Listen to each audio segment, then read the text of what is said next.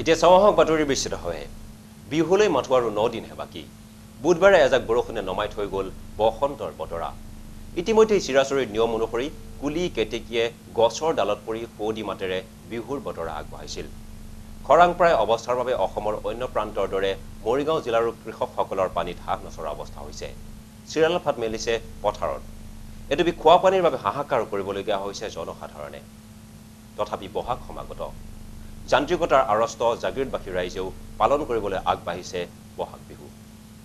বিহু আহিছে ওই গছে বনে কোমল কুহি বাজে ঢোল পেপা বাহি বিহুতি পানে আহি তুমি জানো গমেই পোৱা নাই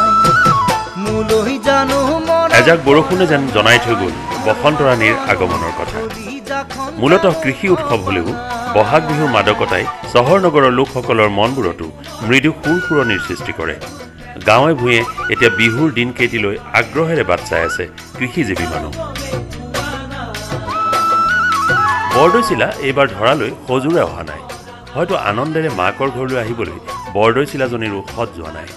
কাৰণ বহু নাইৰ মাজত বিহু পাতিবলগীয়া হৈছে গ্ৰাম্যাঞ্চলৰ ৰাইজে বসন্ত ঋতুৰ পৰশত প্ৰকৃতিয়ে নতুন প্ৰাণ পায় গছলতিকাত নৱপত্ৰিকাৰ উন্মেষ ঘটে কিন্তু এইবাৰ খৰাং সদৃশ অৱস্থা এটাহে চাৰিওফালে পৰিলক্ষিত হৈছে এই পৰ্যন্ত চৰকাৰী তথ্য মতে ৰাজ্যখনত বৰষুণৰ ঘাটিৰ পৰিমাণ ৭১%। ইফালে মূল্যবৃদ্ধিয়েও কোঙা কৰিছে সাধাৰণ ৰাইজক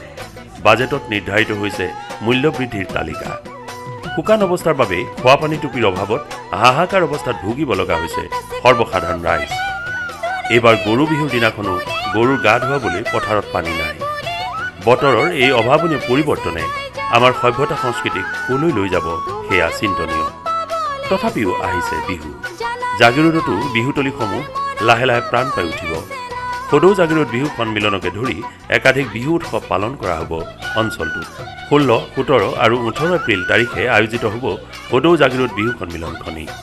এই উপলক্ষত অন্যান্য কাৰ্যসূচীৰ লগতে সদৌ অসম ভিত্তিত ভূপেন্দ্ৰ সংগীত প্ৰতিযোগিতা আৰু চুটিগল্প প্ৰতিযোগিতাৰো আয়োজন কৰিছে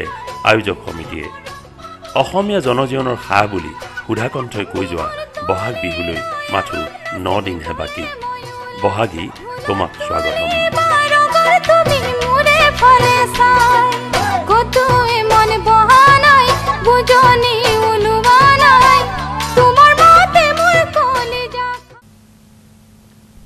অসমীয়াৰ বাপতি সাহোন বিহুৰ লগত উতঃপুত সম্বন্ধ আছে ঢোলৰ অবিহনে বিহু নহয় অসমীয়াৰ ককাল নুঘূৰে নাচনীৰ পিছে এই ঢোল প্ৰস্তুতৰ বাবে প্ৰয়োজন হোৱা বিভিন্ন সামগ্ৰীৰ অত্যাধিক মূল্যৰ বাবে সমস্যাৰ সন্মুখীন হৈছে ঢোলৰ খনিকৰসকল আমাৰ এক বিশেষ প্ৰতিবেদন অসমীয়াৰ বাপতি সাহোন ৰঙালী বিহুলৈ মাজত মাথো আৰু কেইটামান দিনহে বাকী ৰঙালী বিহু বুলিলে অসমীয়াৰ গা মন 7খন 8খন এই বিহুৰ লগত সম্পৰ্কিত ঢোলৰো যথেষ্ট চাহিদা আছে বিহুৰ বতৰত সেয়ে ঢোলৰ চাহিদা অনুসৰি ঢুলীয়াক ঢোলৰ যোগান দিবলৈ দীৰ্ঘদিনৰ পৰাই বিভিন্ন সৰু বৰ ঢোল প্ৰস্তুত কৰাত ব্যস্ত হয় কাৰিকৰসকল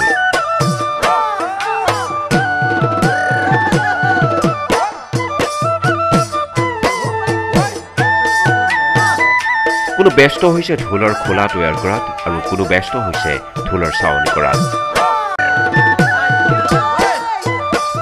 অৰ্থাৎ এই খনিকৰসকলৰ হাতৰ পৰশতেই তৈয়াৰ হয় এই মূল্যৱান বাদ্যবিধৰ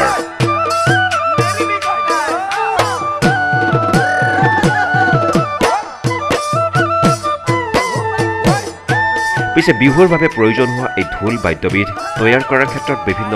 সমস্যাৰ সন্মুখীন হৈছে ঢোল প্ৰস্তুত কৰা খনিকৰসকল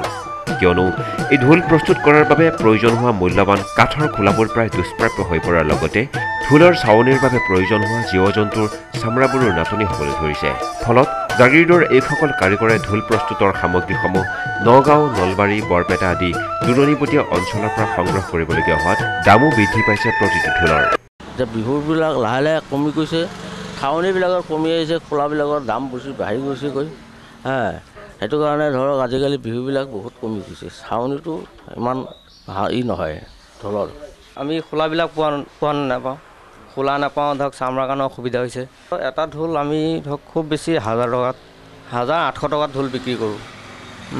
আজিকালি মানুহে আজি ঢোলৰ বিষয়লৈ ক'লে ঢোলত যিমান দাম কওঁ তেওঁলোকে বিশ্বাস নকৰে